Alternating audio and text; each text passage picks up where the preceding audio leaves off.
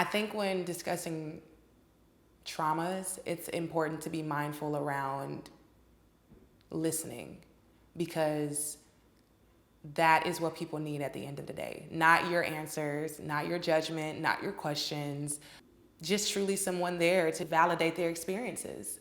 I'm Deun Ivory, and I am in my gorgeous apartment in LA that I just moved into. And who am I? I am a lot of different things. I like to describe myself as God's daughter first, because that's what grounds me and it's my foundation and why I do what I do. And I would describe myself as a creative visionary who is shifting culture around what beauty and healing looks like through creative wellness for Black women.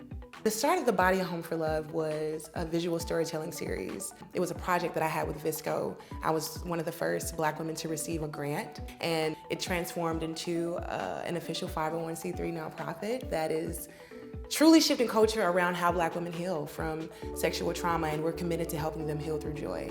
I think that by creating this space for Black women to see themselves, talking about something that's so important, especially when you consider the fact that Black women are often left out of these conversations around sexual abuse. It does something to their spirit. It makes them feel validated. It makes them feel like they matter, because they do. And the Body a Home for Love has just created such an amazing community of vulnerable women who, for the first time ever, are kind of sharing their stories and feeling safe to do those things. You know, I think when addressing sexual assault, it's important to address the fact that Black women's experiences are so different. You know, one of the issues that we have is hypersexualization of young Black girls because they're curvy and, you know, they may have an appearance of a quote unquote adult.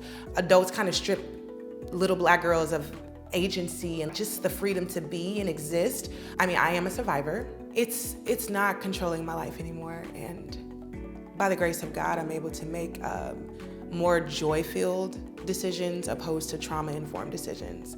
Those things are a part of your story, but they're not your identity. Through my photography, I want to communicate that Black women deserve to have beautiful experiences.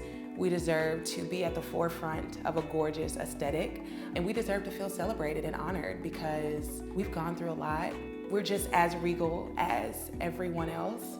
It's so funny, I don't use the word models when I'm shooting them. I think because it adds on pressure, like around what they should look like or like how small they should be or whatever. I like to call them muses. So with my muses, I just want them to walk away feeling just restored, like having a breath of fresh air and feeling just a different way about how they perceive themselves. I feel like a lot of us are looking for permission to be who we are, to feel beautiful. And when you have another Black woman who's able to show you that through photography or just through her personality, I feel like that translates well. To be a beautiful person, in my opinion, is to have the patience to understand that everyone has a story. They don't do whatever they're doing for no reason at all. We all have different traumas and experiences, especially, you know, considering our childhood that we're trying to cope from or trying to heal from. And sometimes people just don't know the best way to go about doing that. And I think that having the patience to sit with people and listen is how to be a beautiful person.